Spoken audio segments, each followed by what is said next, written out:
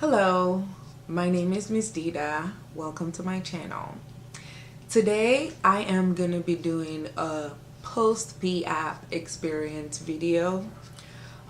This video is a follow-up to my very first video on my channel, which was my my PHAP experience video. The reason for this follow-up video is because it was my most viewed video and I got a lot of questions, and I also did promise in that video that I could potentially do a follow-up video if there were pressing questions. So the goal for this video is to go ahead and do just that. I'm going to be talking about my experience after the PHAP program and other suggestions I have based on my experience, and also finally answer some questions. So first and foremost, I think the most asked question was what I did after the PHAP program. So while I was in the program, I got engaged. So I knew at some point I would have to return back to Chicago, which is where I came from before I went to Florida for the program. And as a result of that, I was only looking for jobs in the Midwest. I mean, obviously, I wanted to find a job in Chicago, but there weren't really a lot of jobs with the CDC that they were offering in Chicago. So I opened it to Midwest, but it still wasn't a lot. And for that reason, I just had to, just come back home. But I did complete the program. I did get my certificate and everything. It's just, I just knew I wasn't as open as I was pre-PHAP, to any of the 50 states. But when I came back to Chicago, I actually did get a job before coming back to Chicago. And my goal at that point was to work in a not-for-profit setting, because it was just something I wanted to get under my belt. The PHAP experience did give me a lot of opportunities, but I did choose, that job because it had that non-for-profit element that I wanted. So I came back and I did that. And this role I'm now in is my second job since the PHAP program. So I left the job at the non-for-profit organization and now I work in the private sector. So first, with the CDC, in my class, it was 130 of us in that class. And I believe they offered jobs to a third of us, which was pretty significant. I mean, if you think about it. So there's a high chance of getting a job as long as you did well in your class, because you have to think about it. It's just like any other job. We're all competing for the same few jobs or the same available jobs. And you also, you pretty much have to stand out. So that's where I will have to go back to reiterate the fact that your experience has to count and stand out. And most importantly, you have to be open to going to any of the 50 states. That also still applies. And like I said, I wasn't really open at that point. So, my outcome was obviously different. But I feel if you're open, there's a chance of getting a job. I have a lot of friends who got jobs and stayed on. Actually, majority of the people I know personally got jobs with the CDC. So there's a high chance to do that. Another thing I was also going to say about the CDC job is it has to be focus based.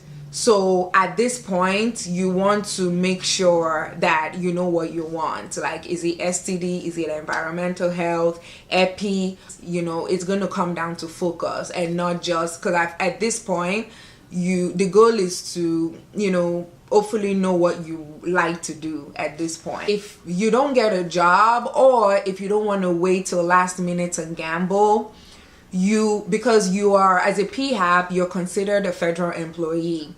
That's where USA jobs would come to play. Look for jobs while you're in the program, or if you feel it's coming to an end and you're not finding anything, go hard on USA job, because it's easier for you to find a job as a federal employee versus finding a job as a regular civilian. So use that to your advantage. I know of a friend who 3 months in, I don't even think it was up to 6 months into the program, he got a federal job. And you know, he just put it on his resume. So that's another option. You don't have to wait till last minute.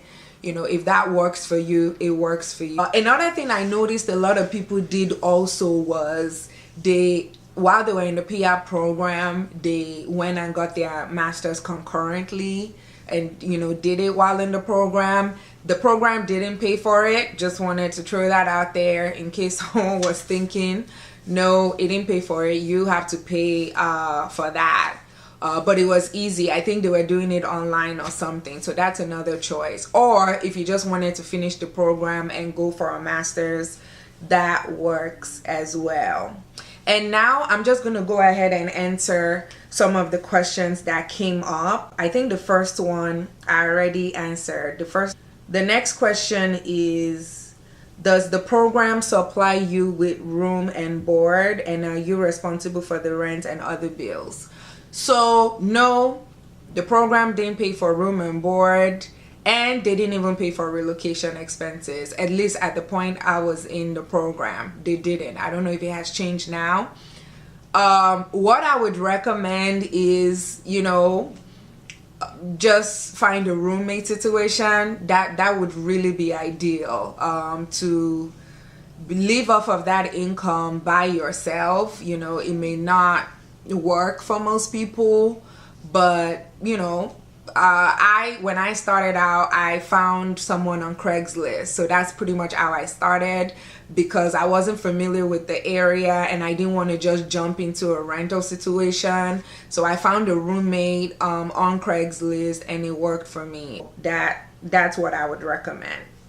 The next question is, how long after you applied did you hear back? So I applied, I think it was January, February. The interview was in April, and I got an offer in July and started the program in October. So that also gives you time to, you know, figure out whatever you want to do, or your situation, the room and board situation, and you know, go from there. Next question is, I graduated years ago, could I still apply? I'm trying to get more experience working in the field.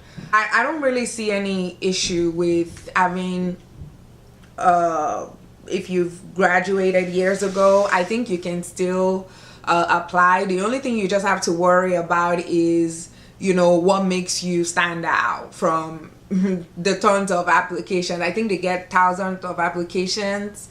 What makes you stand out, that's what you really just need to focus on. But yes, I did stress, you know, for recent graduates and all in my previous video, but I don't really think, I mean, there were a lot of people that graduated. There were even people in my class that had a PhD, so they've had numerous years of, you know, graduate school experience or whatnot. So no, I don't think that's a problem. The next question, and I think this is the final question, let me just make sure. Yes, the final question is, do they ask for recommendation letters in the application? So honestly, I don't remember them asking that, but I don't think it would hurt to put in the recommendation letters if you have it. I mean, like I said, whatever makes you stand out from the next candidates, that's whatever you feel you have as an advantage, that's what I would have you do. So if you have someone willing to write you a recommendation letter, by all means use it. I think I remember they did ask for references. That they did ask for, and I remember I used like a professor, you know, mentor, stuff like that. Yes, they did ask to write a personal statement. So no, not a recommendation letter, but more of a personal statement. And this was basically a letter talking about why you wanted to be in the program, what sets you apart. Pretty much it's just an opportunity for you to sell yourself. So that I did right, but no, they didn't ask for a recommendation letter per se. But if you have it, like I said, it wouldn't hurt. But that pretty much brings me to the end of this video. That's pretty much all I wanted to cover, and I really hope I got everything in there.